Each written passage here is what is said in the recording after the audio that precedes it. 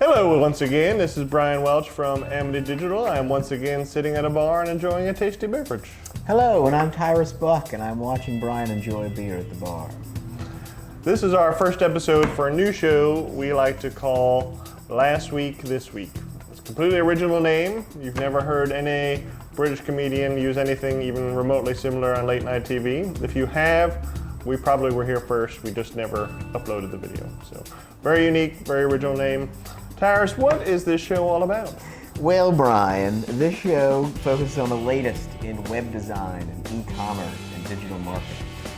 So we're going to cover some of the biggest articles that have come out in the last few weeks. Yeah, it's kind of the latest because we're actually covering last week's news this week, hence the name. But it's enough that I think it's about as current as it needs to be. So very exciting stuff. I'm going to start us off with some good news. So I'm sure there's plenty of news that happened last week that we are not going to hit.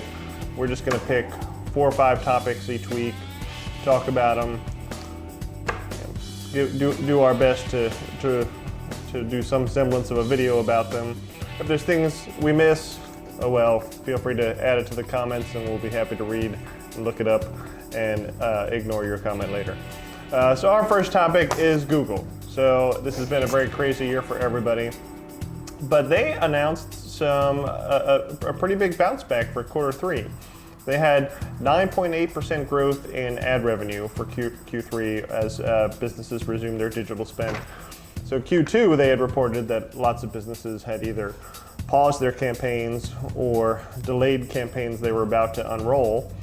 And it's looking like that's bouncing back. What was really interesting, I think, is of that 9.8% growth, they had 32% growth in YouTube. So I don't know if you've watched YouTube recently, but it does seem like there's a lot more ads, which is very annoying for a visitor, very exciting for a digital marketer. So I am a very conflicted person.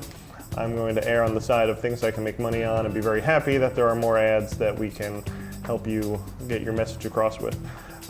So YouTube is doing gangbusters for them. People are consuming so many videos that's where a lot of the ad dollars are going.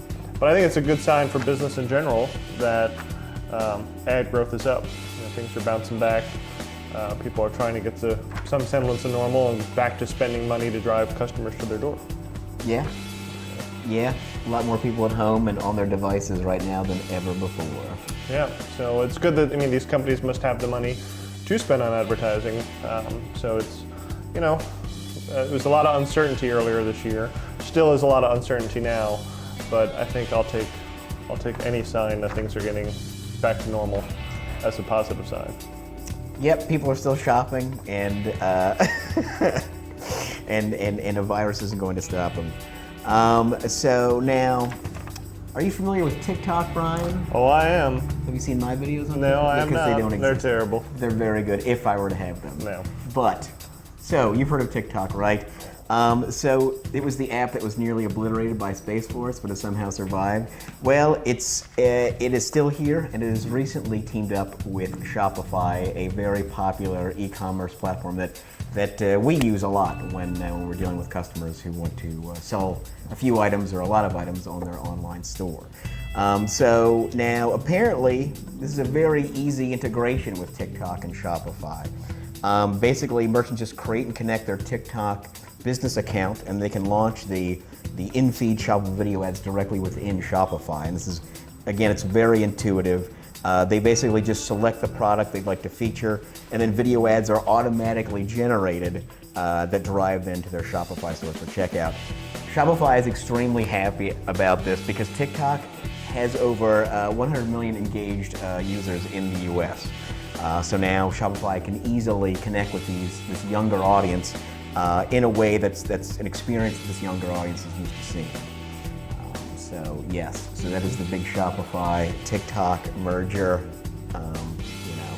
When they see 3 words of a rap and then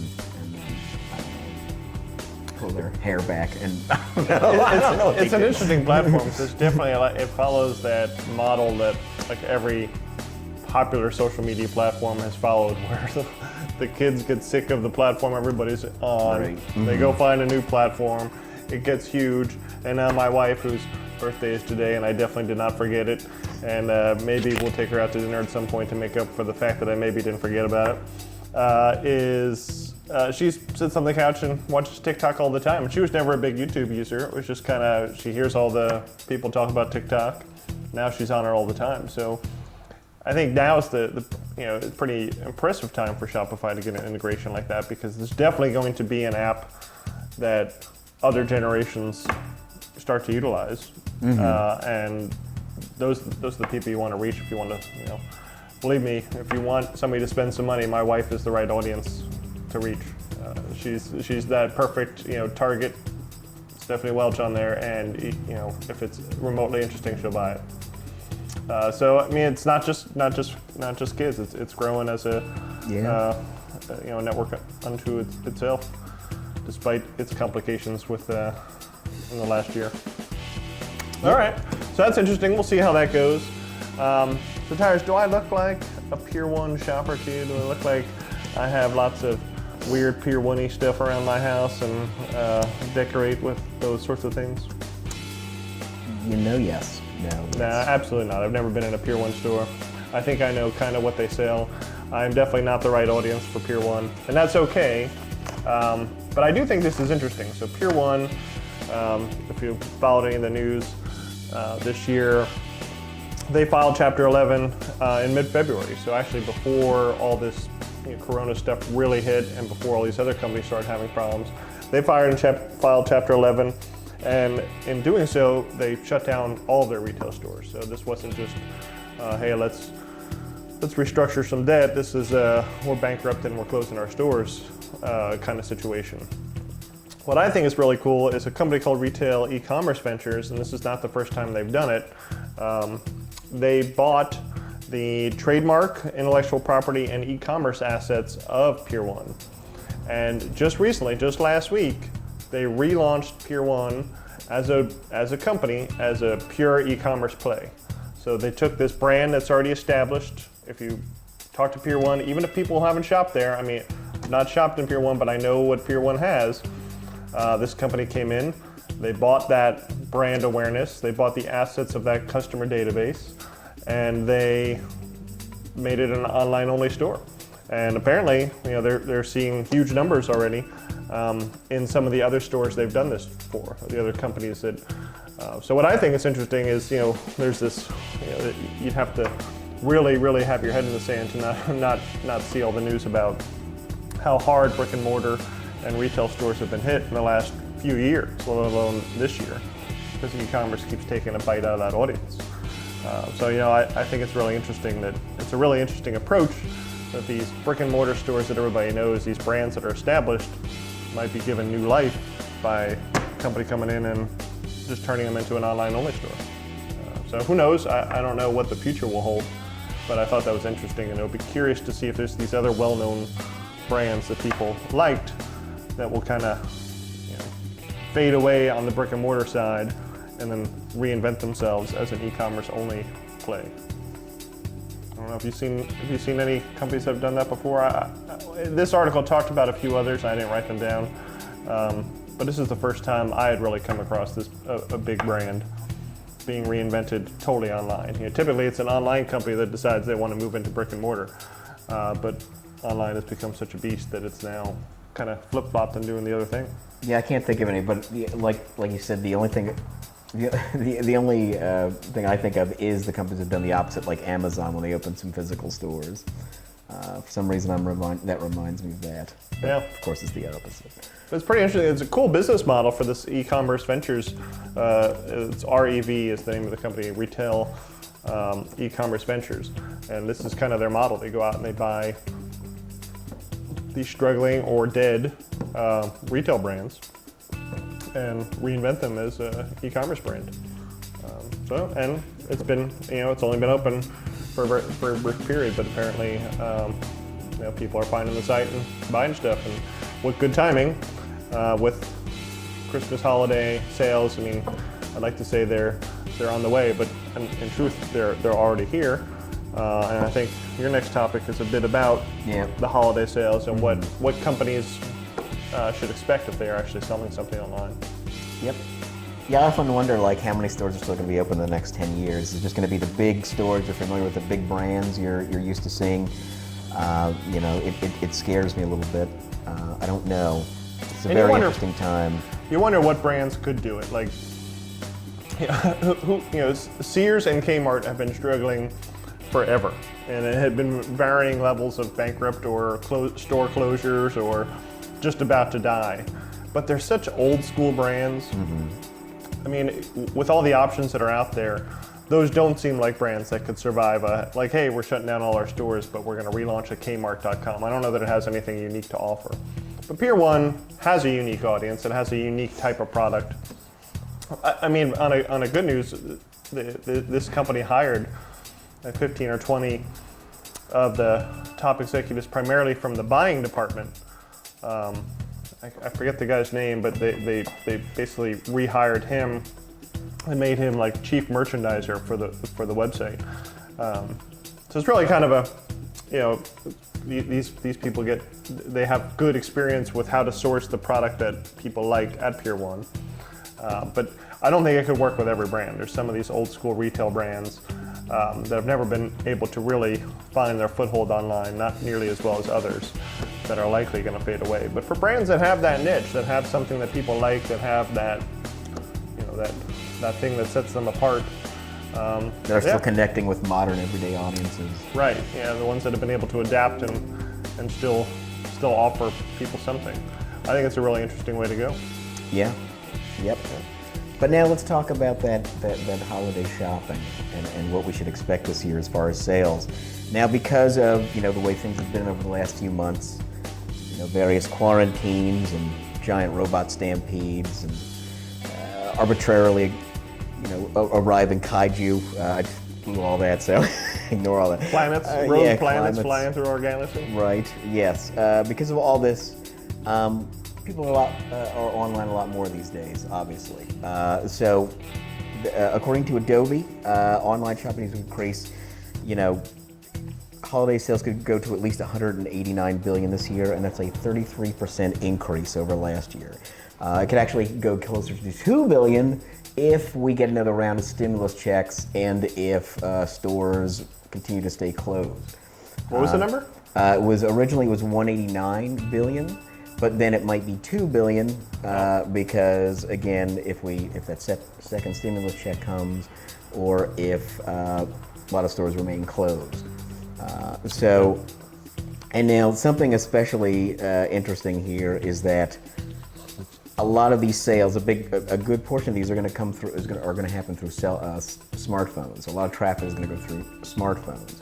That's expected to bring in about $28.1 billion, and that's a 55% spike over last year.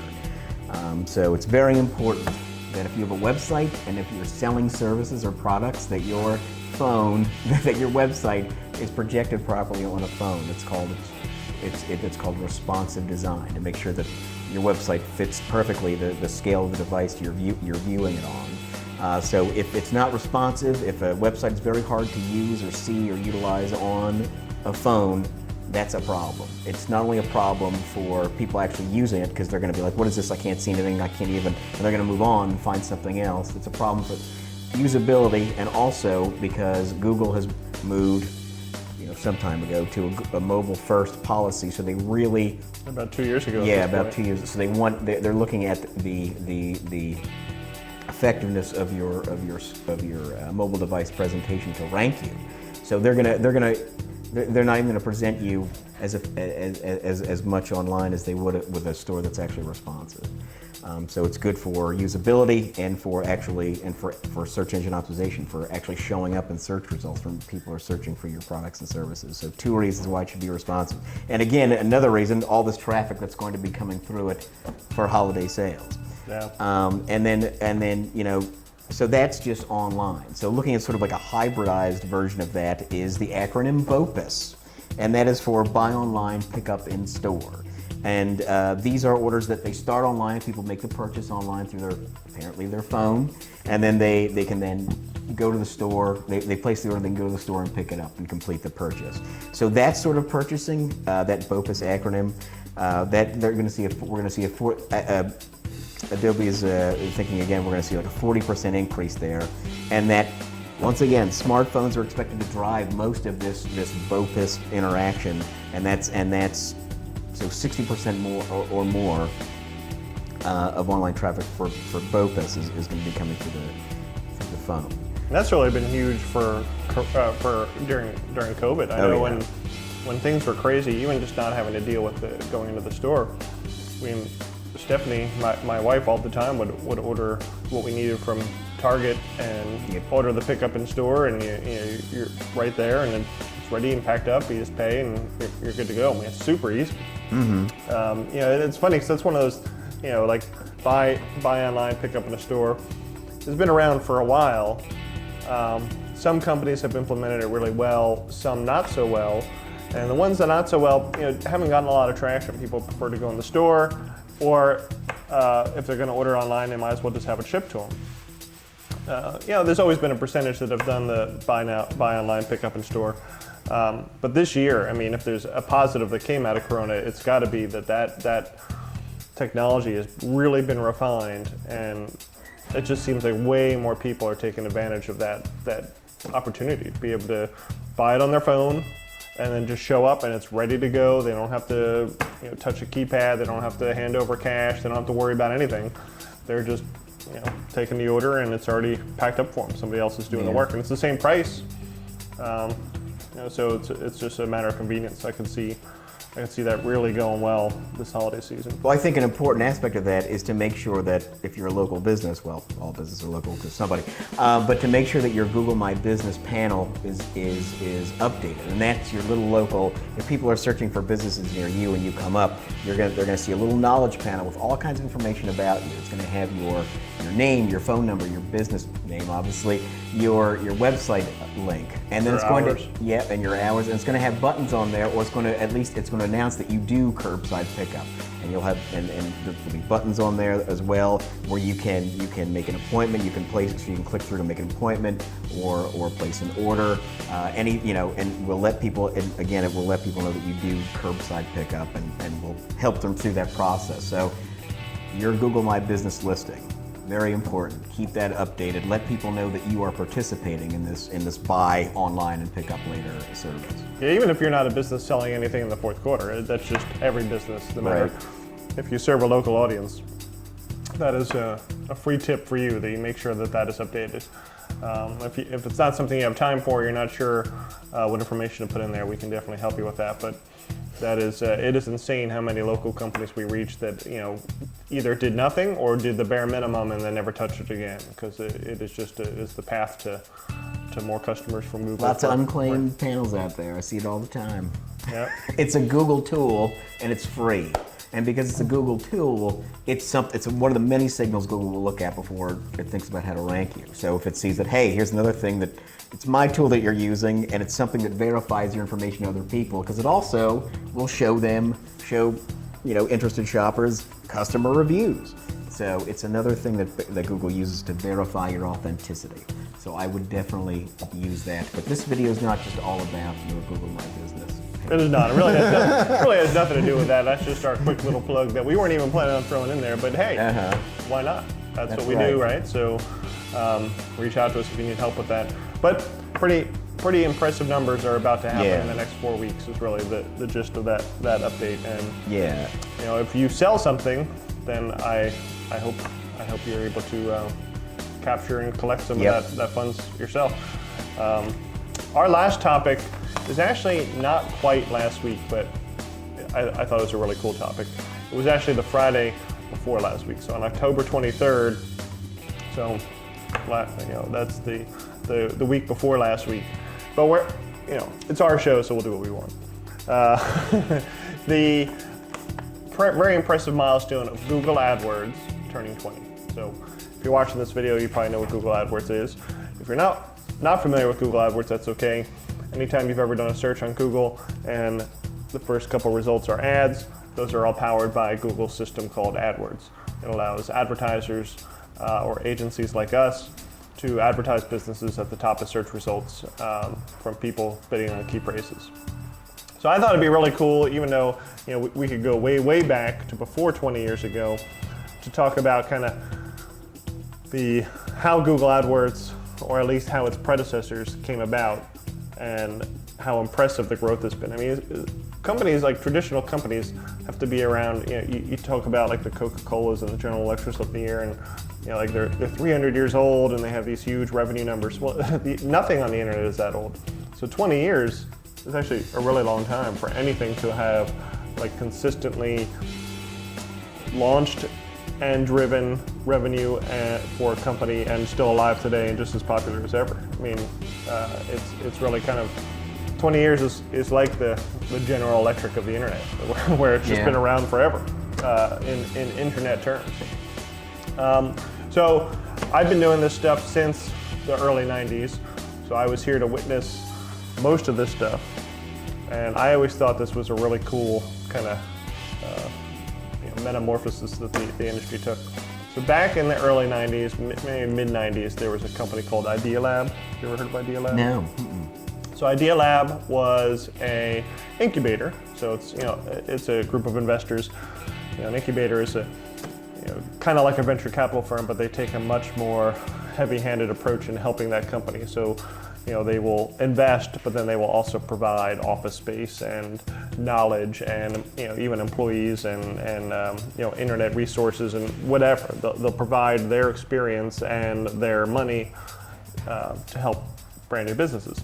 So this company, Idea Lab, was an incubator, got a lot of news in the mid-90s. It was part of a lot of big launches.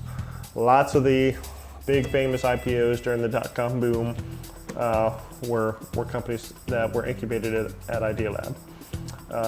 So Idea Lab, one of the main guys there was Bill Gross. Idea Lab is still around today, so you can look it up. I think it's just idealab.com. It's really cool. It's one of those first kind of, before all the big tech companies did it, they found this old barn, they gutted it, they ripped it apart, and they decorated it. It looks like a barn, but on the inside it's just like this tech super wonder with ping pong tables and arcade games and coffee bars and all the things that are kind of expected of tech companies to have now. This was a place where you went, you worked, people there worked long hours, but then they had fun stuff to do. So this was before Google even existed. So Bill Gross started this company, and he came up with the idea of a search engine. This was back when the search was Alta Vista and Lycos and the Yahoo directory. This was, again, before Google even launched. So he went on the 8th TED Talk conference. It was TED 8. So I didn't remember that TED Talks had been lasting this long, but he was there as a presenter to talk about what Idea Lab was going to be doing. And he posed this idea for this brand new search engine company that he called GoTo. So it was just goto.com. I checked out the domain name. At some point, the domain name must have lapsed and a whole other company owns it now. But it was received with so much scorn. People were so angry. There was so much negativity about this idea because back then search was sacred. You weren't supposed to. This was before Google made it normal to show ads in search. Search was the thing you did, and you got results, and you went to websites, and transactions happened over there. Those Lycos and Yahoos, they made money by selling banner impressions, but it was really the rest of the content on their website that surrounded the search results. The search results themselves had to be 100% pristine, none of them paid for. His idea was the exact opposite. So goto.com said, forget it, we're throwing out that idea. Every single listing on goto.com is going to be a paid listing. If you want to be on our new search engine, you have to pay. By the way, you're going to pay per click, which prior to that moment, when he made this proclamation, pay-per-click didn't exist. So not only did he invent this new kind of search engine, he also came up with this idea of pay-per-click. Prior to that, everybody was doing just banner ads, paying by the impression on websites. So every single key phrase, any keyword you can think of, from coats for badgers to web hosting to brown knit hats, they all were available. You could bid on any keyword you wanted, and every keyword started at a penny. So super cheap traffic The idea was that the more advertisers were in the mix, it was an auction system. If there was 2 people bidding on it, and I set my bid for 10 cents and you set your bid for 15, you'd be paying 11. You'd pay a penny over whatever the next highest bid was. But bids were, you could find some keywords, so that's where the magic was, to find the cheap keywords. In the beginning, I was an advertiser pretty early on the platform. It was great because you could get free traffic for pennies. But as it became more and more popular, it drove the price of the keywords up. And the whole point, his whole point was like, no, everybody said this is ridiculous, you're ruining search, these aren't going to be valid results. But at that time, it was so easy to spam the search engines that there was a lot of bad results in Lycos and AltaVista. It was super easy to rank sites that had nothing to do with it if you knew how to game the system. So his point was, don't be ridiculous, people are already gaming the system.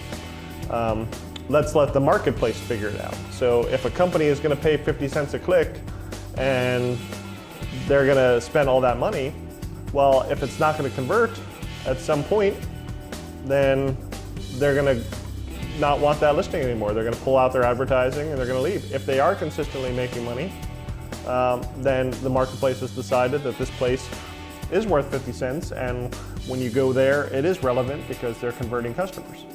So it was, this very capitalistic idea of let's let the marketplace decide who should be at the top based on what can they afford to bid.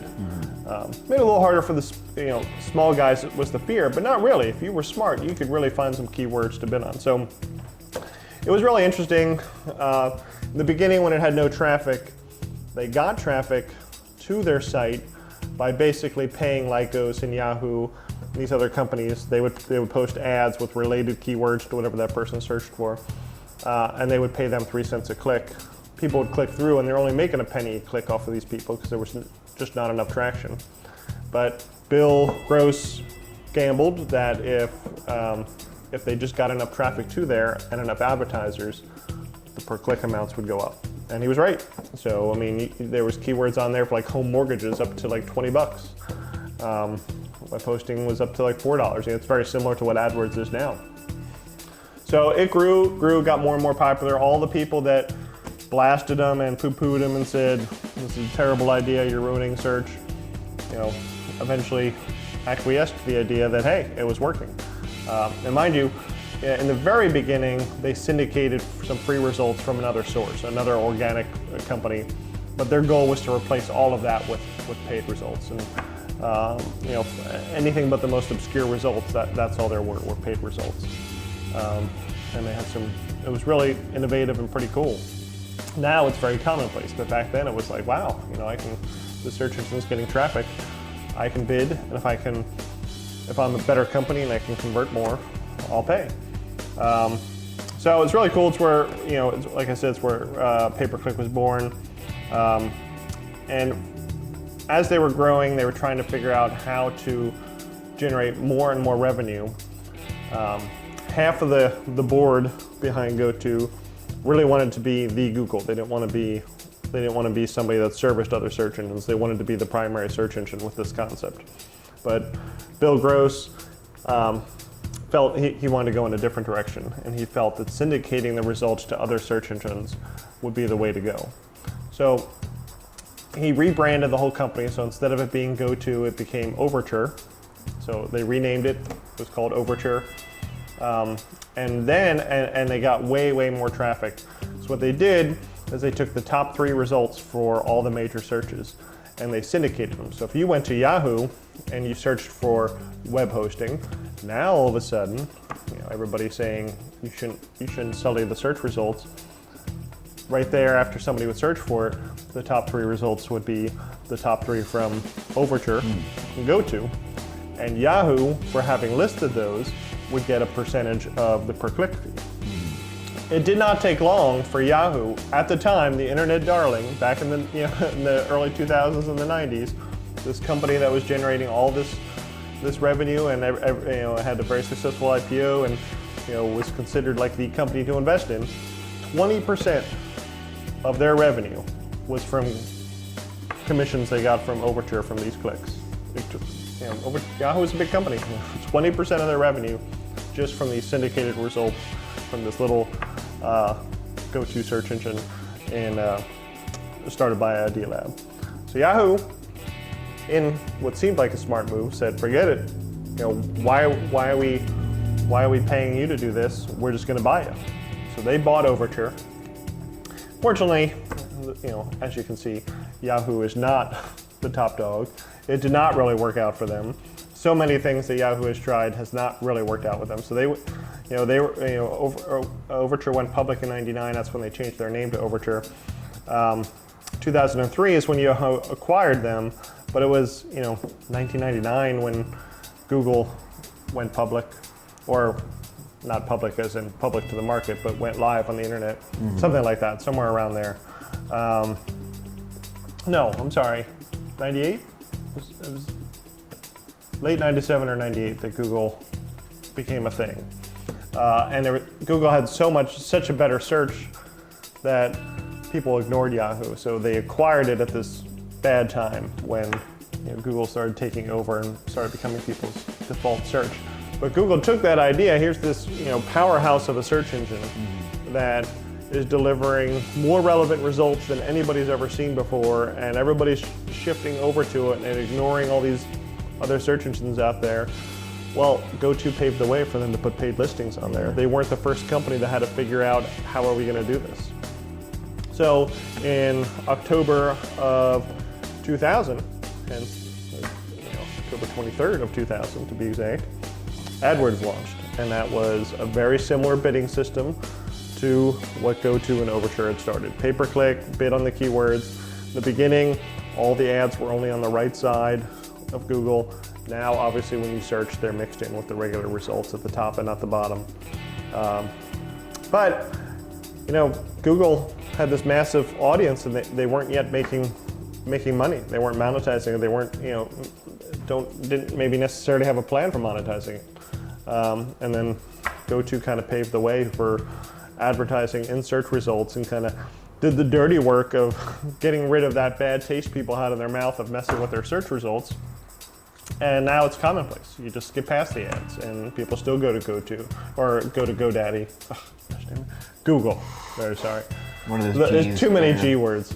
So much so that Google made $135 billion last year in AdWords alone. So $135 billion in businesses like us advertising on their search engine and paying per click. So it's pretty impressive.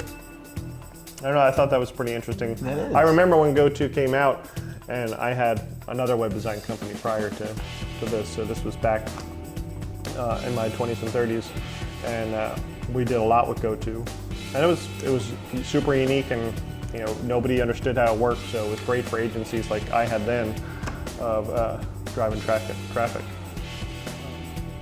Now we are here with the most sophisticated ad platform in Google. It was much more simplistic than GoTo. So not quite last week, but pretty close to last week. The moral of that 25-minute story, or however long it took me to tell you, is Google AdWords turns 20. So if you got sick of what I was talking about and you fast forwarded, the moral of the story is Google AdWords is 20 years old. That's great. Yeah, so that's all I have. That's what we have for this first edition of this. We're going to be doing some more videos later this week that pertain to lots of different things. This will hopefully go live on a weekly basis on Tuesday or Wednesday. So if you like it, follow us on YouTube, follow us on Facebook, give it a like, give it a comment. Let us know what content you'd like to see more of, what areas you want us to focus on. I know this one was fairly heavy-handed on e-commerce and online advertising, but we don't make the news. We just report it. That's I right. think a very famous person said that. No, we're the first ones. Now I said it. Yeah, and so that's our show. Good night, everybody. Bye.